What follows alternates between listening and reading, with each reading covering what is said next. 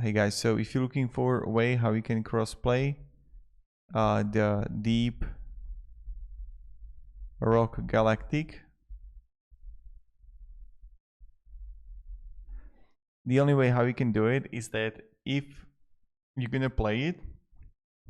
and if you got a game from Microsoft Store and you're gonna add there a friend, it's not going to work out if you can have PC, and Xbox players can only play together if the PC player is playing through the Microsoft Store as opposed to Steam. So that's pretty much it. And I just want to make this like quick and effective video what you need to know.